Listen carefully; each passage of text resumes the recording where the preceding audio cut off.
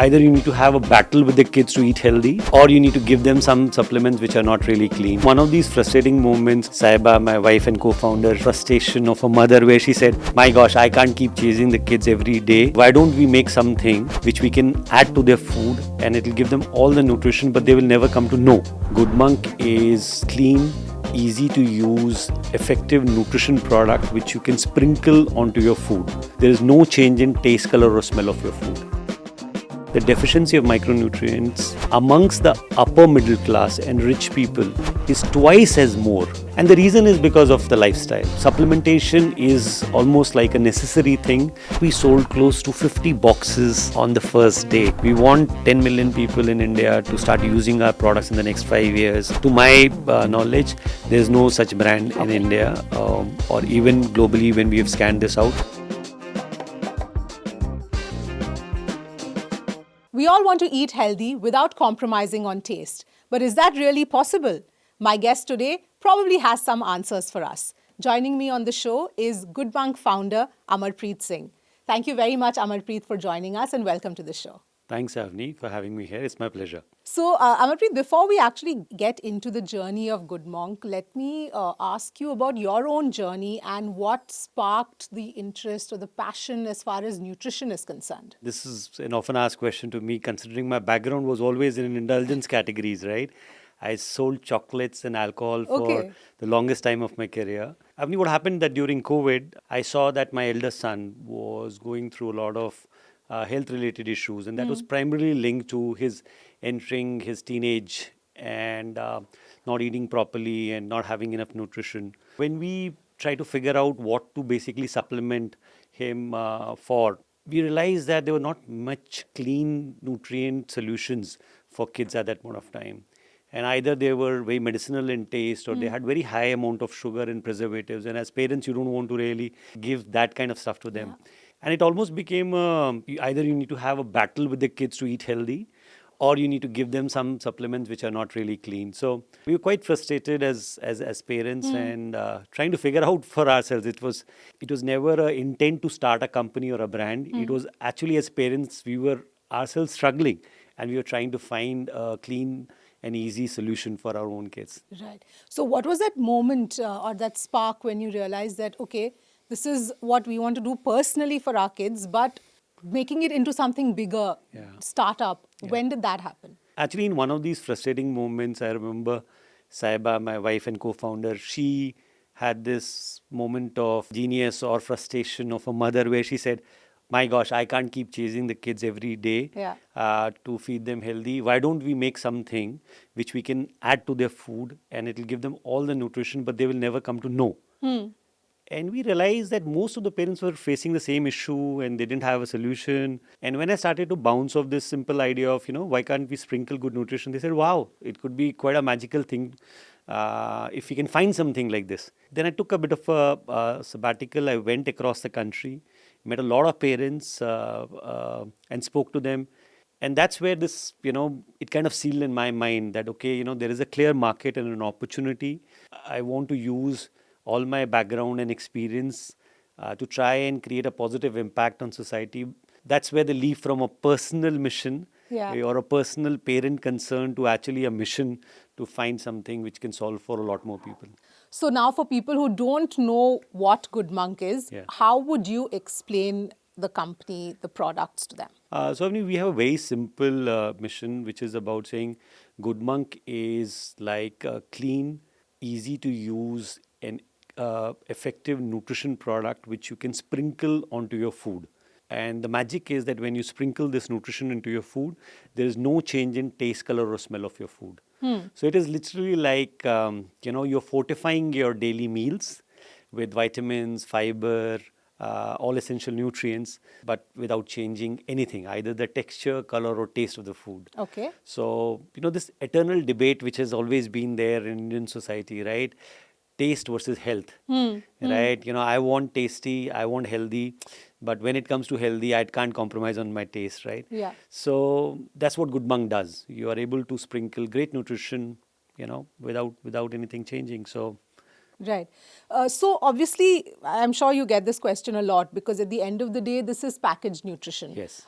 So when you compare it to natural sources, Yes. etc., which a lot of experts and doctors and all Yes. recommend Yeah. over packaged nutrition, Right. that always supersedes. Right. So where do you find that balance Right. between the two? Yeah, yeah, 100% agree. I mean, if we have a choice and if we're able to do, we should get all our nutrition from natural food, right? Supplementation, by the word supplementation, is that you're not able to get enough nutrition from your normal food, right? And it's primarily linked to the kind of daily eating habits and the environment which we are living in. I'll share a very interesting statistic here. One of the government data points is that if you look at the micronutrient deficiency in the country, Yes. right, and if you look at it across socioeconomic classes in terms of income, what you will realize is that the deficiency of micronutrients amongst the upper middle class and rich people is twice as more than amongst the low middle class or poor people.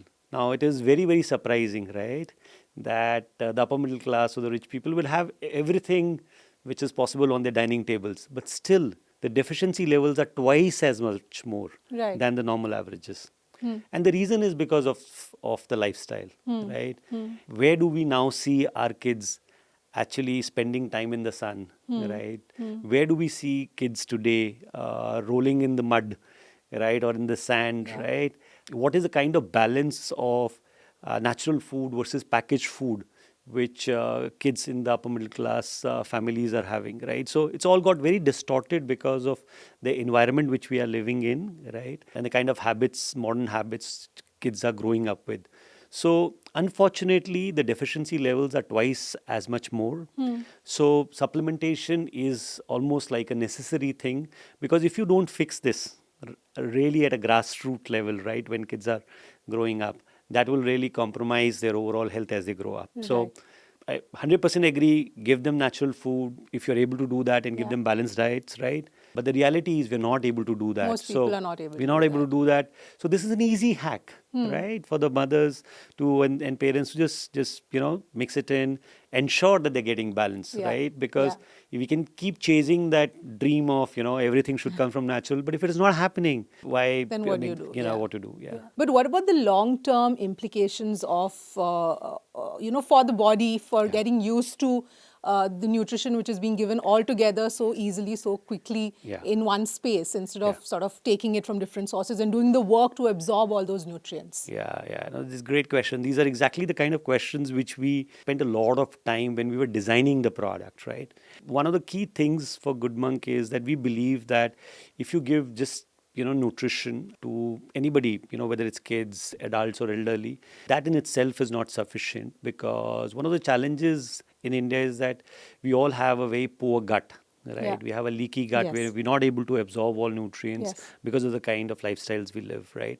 One of the things we've done is that the chases of all our product development is that we've put fiber and clinically proven probiotics as a base, right? And on top of that, we add nutrients. Okay. So what it does is that when you're having Good Monk, any of the products, most of, whether it's the family nutrition mix or the Healthy 50 Plus, which is meant for elderly and by the way is doing really, really well.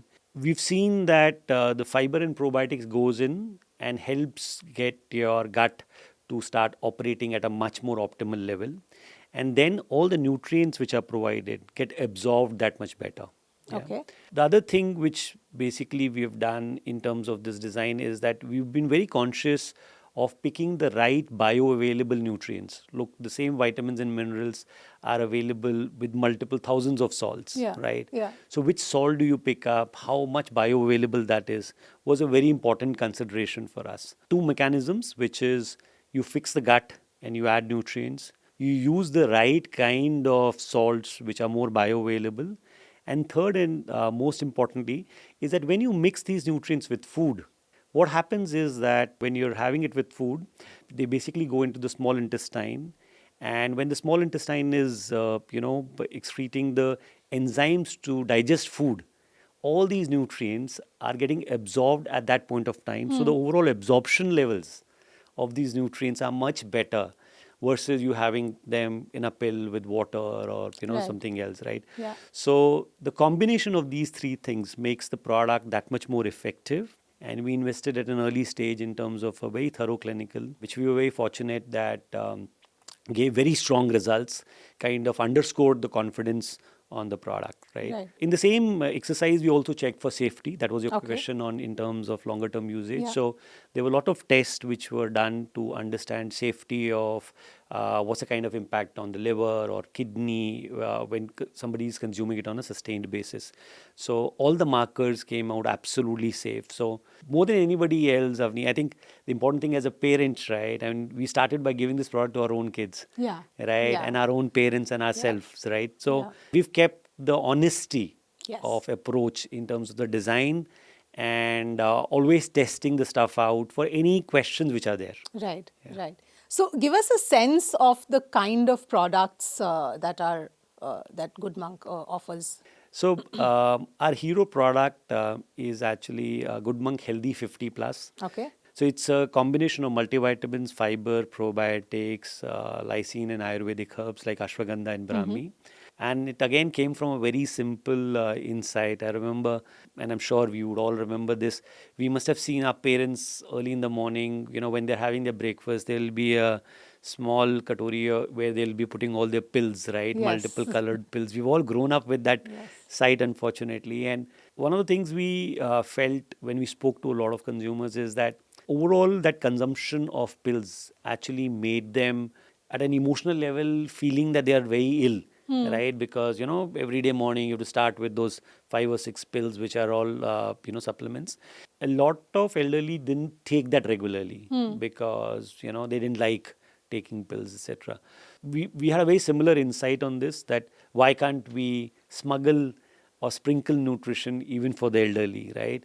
And that's where the design of the product came in, and it's done really, really well. We've got some very beautiful stories which come from consumers in terms of how kids are seeing the difference in their, grandparents' energies, and we realize that actually we are not in the business of supplementation or nutrition. Actually, we are in the business of creating joy, right? Because actually it does happen, Avni, that if you have somebody elderly in the house and who's not had the energy to move around or go out with the family, and suddenly, because of Good Monk and proper nutrition, they're able to do that. So, Amarpreet, let's look back a little bit at your entrepreneurial journey and talk about some of your firsts. So, your first customer, do you remember who that was and what it felt like when you actually sold the first product? The first customer was my parents. Okay. That was an easy one, right? Getting the next one was difficult. Okay. But our first experience of selling the product, Yeah. right? We put up a stall in one of the housing societies in Bangalore. Okay. So one day before we had done the production, we flew from Bombay to Bangalore carrying the stock, and the next day morning was the event, and we had booked the stall there. And we had spent by that time roughly around 15 months developing the product. So it was a really long during COVID phase when we were kind of iterating on the product. So there were lots of thoughts on concept, the product, the experience, etc. I distinctly remember at around 10 o'clock, people started to come in. We would have spoken to 12, 13 people in the first 1 hour. And people would come in, people would say, yeah, it's a nice idea, and would just go away. Okay. And we were like, my gosh, we spent, so much of time building this unique concept, and people are just saying it's a good concept and going away. Have we missed something? After that, when people started to come in and we were pitching the same idea, same pitch, I don't know what happened, right? But we sold close to 50 boxes on the first day of that event. And by the end of the day, when we were wrapping up our stall, we said, guys, we've made something which can really, really work, because a lot of people came in and actually started sharing use cases. While we had originally designed the product only for kids, which was the family nutrition mix, Yeah. a lot of people came and said, okay, can I have it? So, people in the mid-30s, because I am in a traveling job and, I kind of don't have a regular routine with respect to my nutrition and food. That was an interaction, the first day, Yeah. that interaction where we sold more than 50 boxes. is the time when we realize that yes, we've found something which is genuinely solving a A consumer need. problem. Yeah, yeah. What about the first time you pitched to an investor? How Yeah. did that experience go? And did it translate into anything, or was it Now, a failure? as they say, right, when you are on a mission like this, you will always find believers. And we Yes. found some amazing believers and partners who came on board from an early stage. And we've been very lucky that every investor who's come on board from the start have actually backed us in every single round since the time they have come on board. Right. What about your first employee? Yeah. Who was that? Are they still with you? Yeah. So our first employee was actually a nutritionist. Okay. Right. She was from Delhi, and I had a very strong marketing, innovation, and sales and background. But if I want to create an impact in this whole nutrition space, I wanted a lot of nutrition knowledge around me. So our first hire was her. From an official perspective, we also, in a very initial phase, built a very strong scientific council around us. And they were, while they were not on our company roles, but they were also the early believers into the concept. Okay. Okay. Amarpreet, tell me one thing. The nutrition industry is full of fads Yeah. and, things that come and go and Yeah. pass very Yeah. quickly. How do you sort of communicate that this is different Yeah. and this is not fall into that category? Yeah. Look, one of the things is that it's very important for any startup to have a very strong moral compass of why they're doing what they're doing, right? So, because Good Monk started from a very genuine personal incident, and our core philosophy is that we are making the products for our own families, right? It is actually not very hard when it comes to the product design of it, right? There have been times when you look at certain trends and what's trending out in the market, a bit of temptation to say, okay, let's chase that trend per se. But honestly, on when you reflect on it and you think about whether you would want to give it to your families, the answer would be, very obvious to you. Yeah. So that's one thing which we have done fairly well in terms of having a very strong moral compass of why we exist as a brand, and therefore focusing purely on that. Secondly, the other way we have kind of put a strong check on this is through the kind of scientific council which we work with. So they are some of the most amazing people in the world of nutrition in the country, right? They've led large government organizations, large corporate organizations in the field of nutrition. And the reason they are really partnering with us is because they believe in our mission. Yeah. So, therefore, whenever we are doing any kind of product development, we'll actually reach out to them, take their counsel. And if we feel that, the product is genuinely going to make an impact, we will launch. But if there is a feeling that no, there is actually no clear meta science available behind this, and there is no strong evidence, then, as a team, we don't really Yeah. go through that. But just taking that forward, has there been a product that you thought would work Yeah. and hasn't worked and you had to sort of take it off? There have been many such products which were in the development, right? Where we felt that from a science perspective, the products were great. We wanted to launch them. And we said, but how do we prove the clinical efficacy of this product? We put it out in terms of a clinical test, and we didn't get the right desired results. So we didn't launch it. We didn't Okay. launch it. And we genuinely want to earn the consumer trust on the fact that Good Monk stands for effective nutrition, right? So therefore, we don't want to put out anything which breaks that consumer trust. But the communication part of it Yes. or the marketing Yeah. part of it, that I would assume would have been probably one of the most difficult aspects of scaling up. Yes, Avni, you're absolutely right. That's the part where a lot of learning had to happen Yeah. in the first couple of years, because there were so many amazing things about the product which we could talk about. Sometimes that becomes a problem, right? You can talk about the nutrient composition, you can talk about the cleanliness of the product, you can talk about the application, you can talk about the effectiveness, etc. So in the initial period, we were trying to figure out what to basically say. The main magical thing about the product is that you can sprinkle it into your food without anything changing, right? And it gives you great nutrition, and therefore, helps give you great energy, immunity, gut health, etc. So the day we landed on this simple insight that show the product being mixed into food, Yeah. right, visually, Yeah. the whole marketing communication job became much easier. So the hero shot of actually people just mixing it into the food, and the story being narrated over and top of that. As they say, marketing sometimes, in hindsight, when you find the winning formula, seems very commonsensical, right? But when you're trying to figure it out, that's the tough part of it. So yeah, it took us some time, but we're very, very happy now that we found the most simplest formula of trying to build this new category of getting people to sprinkle good nutrition. We want to be part of their dining table. We want 10 million people in India to start using our products in the next 5 years. So in terms of the competition, there are no other brands which can claim that you add this and the taste doesn't change and it gives you all your nutrition. Where does Good Monk fit? To my knowledge, there's no such brand in India or even globally when we have scanned this out. In fact, that became a big challenge when we were pitching in to the investors in the initial phase, because everybody wanted to know, does this category exist anywhere, etc. So no, it doesn't. Definitely single nutrient products which are there out in the market, like you can find a fiber which you can put it into your food, or single nutrient stuff might be there.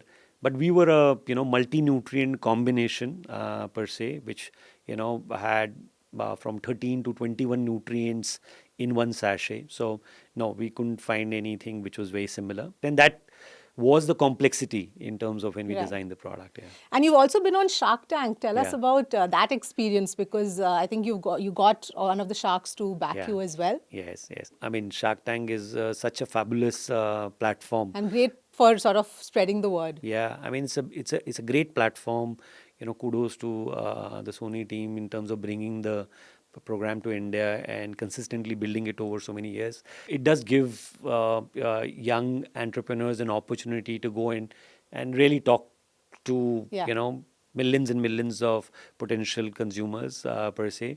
So yeah, we had a lovely experience. We had I won't say it was a walk in the park picture. If you've seen that, it was there were lots of curveballs along the way, because we were in the initial phase of our journey, and there were a lot of things which were Vinita, Aman, and a few more believed in the concept. From a business metrics perspective, there are a few things which were not up to the mark at that point of time. So there was lots of positive feedback, and there was also a lot of constructive criticism, which we actually took in good spirit, because look, we are trying to build a business, for long term. Very, very delighted to say that we are making great progress now. Right. So after Shark Tank, you saw that spike in sales? We did see a spike in sales, partly because of Shark Tank, partly because of a lot of actions which were in the pipeline and which were starting to unfold. So the business has actually grown very strongly. In the last 18 months, we have actually grown by 22x. Okay. Right. And that's not a mean feat. I mean, I would claim that we would be amongst the, top quartile companies in terms of pace of growth. We've also recently became CM2 positive, which was a very important milestone in our journey, that from a unit economics, we are able to prove to ourselves that we have a sustainable model. So to speak. So, and again, this is all coming from just one truth, which is about the fact that we are getting the consumer confidence, we are getting the consumer repeats, we are getting the love and the trust of the consumers. That's really what counts. Rest of the stuff is all, accounting, so to speak. So what's next for Good Monk in terms of expansion into other areas, more product launches? What can you tell us? We've basically approached two key nutrient gaps in the country. One was the micronutrient gaps, for which we've launched our product successfully. We had identified the second big nutrient gap in the country was fiber, because, again, we've seen that almost 70 to 80% of Indians don't have enough fiber on a daily basis. So we had successfully launched a product there.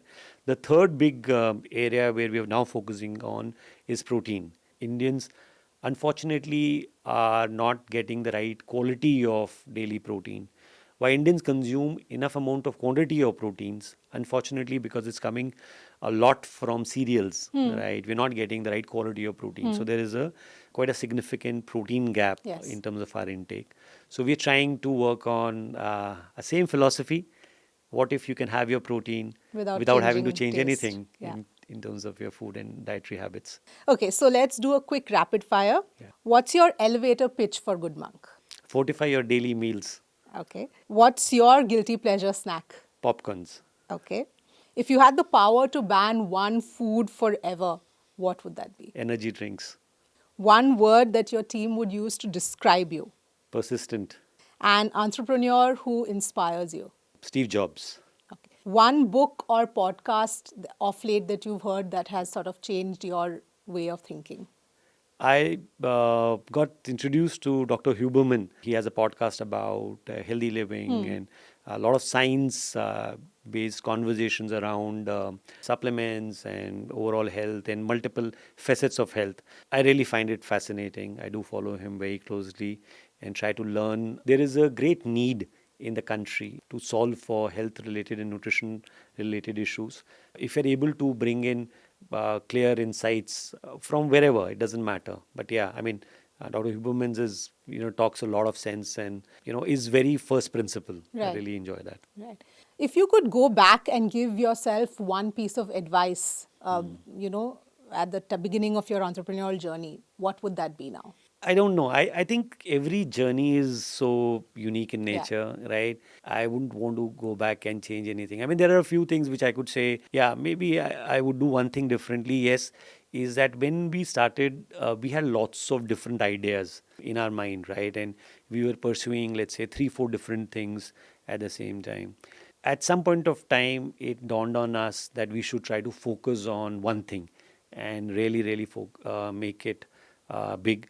And it really helped when we started focusing. Okay. So while it's a very popular cliche that, when you focus on something, it expands, right? But actually, that's one thing which I learned through this experience because, an entrepreneur's mind is always buzzing in terms of what next, what can I do? How can I solve this problem, that problem? I think that's one thing which I would change if I go back and I have an option to rewrite this. Okay. And I must ask you this. I mean, having your co-founder who's also your wife, Yeah.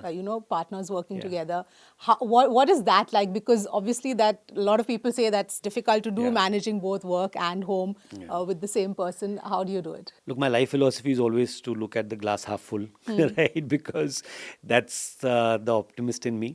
And I believe that working with Saiba, closely building the company, has been one of the most important decisions of my life. It's also because of the context, right, Avni? I Right. mean, because I was working in a corporate job for such a long time, there was a significant change which we had to undertake to start something from zero. And a lot of things I was not used to, right? Yeah. So whether it's on the work front or the personal front. So I think because we were working together, there was a great sense of understanding at both ends, right? I mean, the fact that we're going through it together, whether it's the long hours, whether it's the fact that there is no comfort of that monthly big fat Yeah. check which is going to come in, or whether it's about hiring new people, whether you have to operate from the home for a long period of time. So lots of these challenges which if I was starting on my own, I would have found it very difficult to explain Right. over a longer period of time.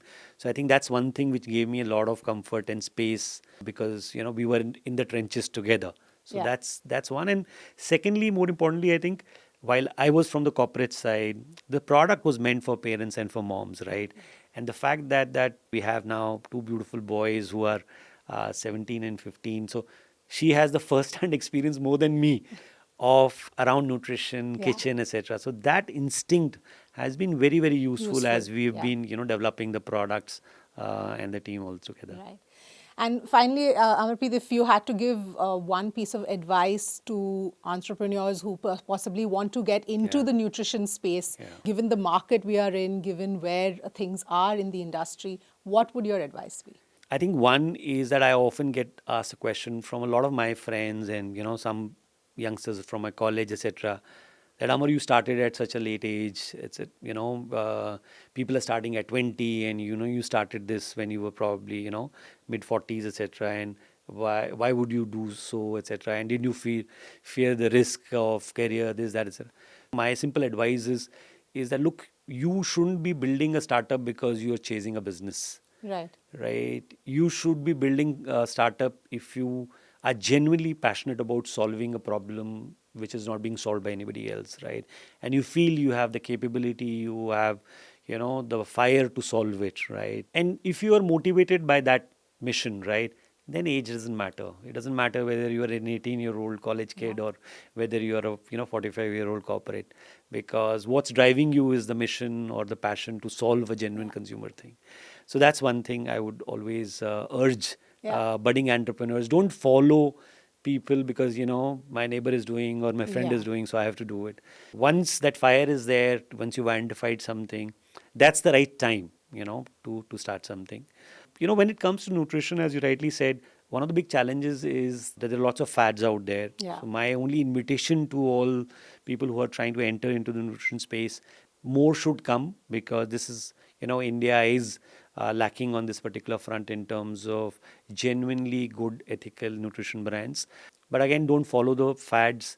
Be very clear about what you're trying to solve for. Don't compromise on the ethics of where you started, because a lot of people start with strong ethics, strong belief, and then then get lost somewhere along and get the lost way. somewhere. Yeah. Because I think even if you grow slow, right, but you stay strong on your core belief, you'll find a niche which will really, really reward you, and you'll build a very trustworthy brand. All right. On that note, Amarpreet, thank you so much for joining us and sharing your journey with us. Thanks, Avni. Thanks for having me here.